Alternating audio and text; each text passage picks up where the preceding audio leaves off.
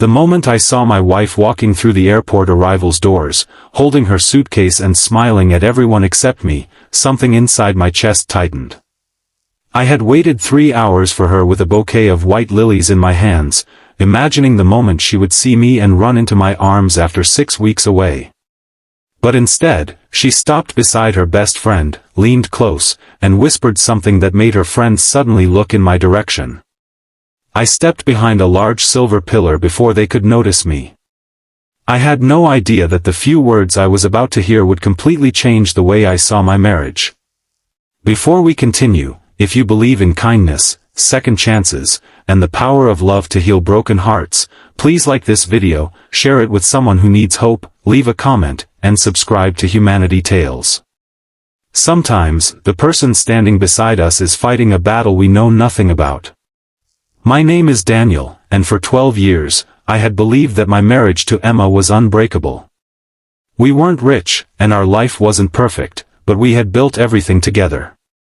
When we first met, Emma was working at a small bookstore, and I was repairing air conditioning units for local businesses. We rented a tiny apartment with a leaking kitchen ceiling, ate cheap takeout on Fridays, and dreamed about owning a home someday. Then life became more complicated. My father became sick, and I spent nearly 2 years helping my mother care for him. At the same time, Emma's career began taking off. She was promoted, traveled for work, and eventually became a senior manager for a company that sent her across the country. I was proud of her, but somewhere along the way, our conversations became shorter. She would come home exhausted. I would ask how her day was, and she would say she was tired. I started taking care of more things around the house, hoping it would make her life easier. I cooked dinner, paid the bills, cleaned the house, and even drove her to the airport whenever she traveled. But I could feel her drifting away. 6 weeks earlier, she had left for an important business project. Before she boarded the plane, I had promised that I would be waiting when she returned. I meant it. During those 6 weeks, I sent her messages every morning and called whenever I could. Her replies became colder and shorter, but I convinced myself that she was simply stressed. That evening at the airport, I stood near the arrivals gate holding the lilies she loved. When Emma finally appeared, she was walking beside her best friend, Sarah. I smiled instinctively, but Emma didn't see me. Sarah leaned toward her and whispered something. I couldn't hear everything. But then I heard Emma clearly say, "Daniel has no idea what I've been planning." My heart stopped. I moved behind the pillar. Sarah looked worried. Emma glanced around before continuing in a quiet voice. She said that she couldn't keep pretending anymore, that she had made her decision, and that Daniel deserved to know the truth. My hands began shaking. For several seconds, I imagined every terrible possibility. Another man. A divorce. A secret life. A betrayal I had somehow failed to notice. Then Emma said something that confused me completely. "He's given me 12 years of his life," she whispered. "I can't leave him believing he wasn't enough." Sarah touched her arm and asked whether she was sure. Emma's eyes filled with tears. "I'm not leaving him because he isn't enough," she said. "I'm leaving because I don't want him to spend another year sacrificing everything for me." I felt the world become strangely quiet.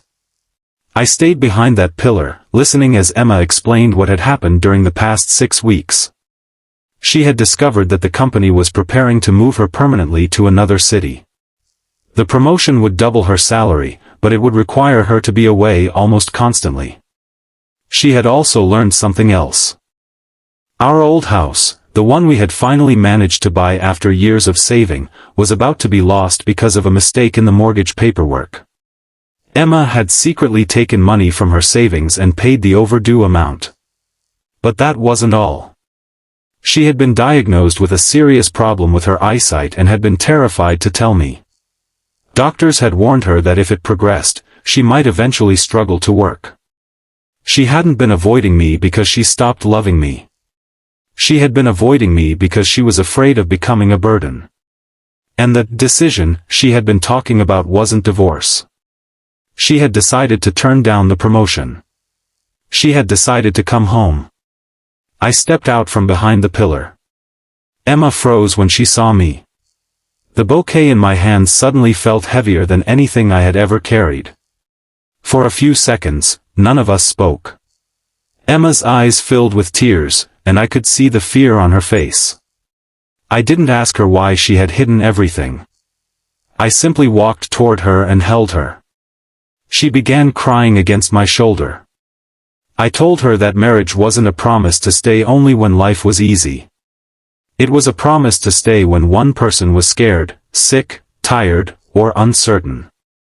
I told her she didn't have to protect me by carrying her pain alone. That night, we sat together in our kitchen until almost sunrise. For the first time in years, we talked honestly.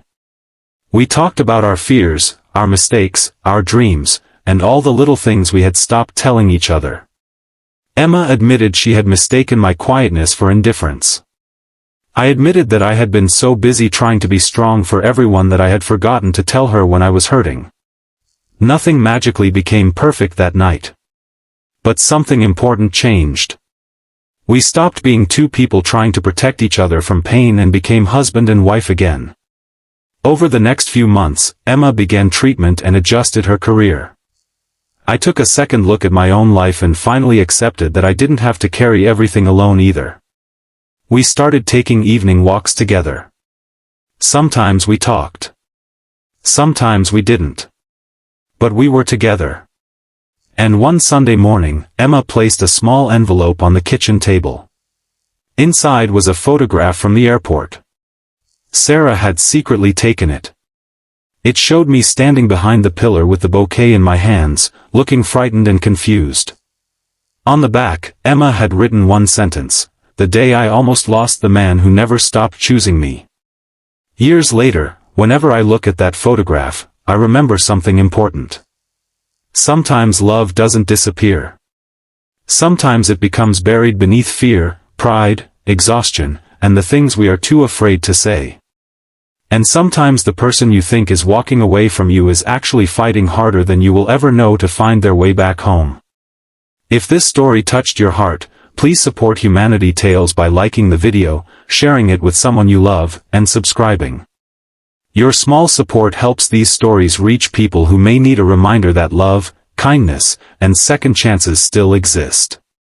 And before the story ends, I have one special request for you. Comment, "I believe in second chances," if you believe that honest love can survive even the hardest moments. Because sometimes, the greatest love story isn't about finding someone new. It's about looking at the person you've already chosen and realizing that, despite everything, you would still choose them all over again.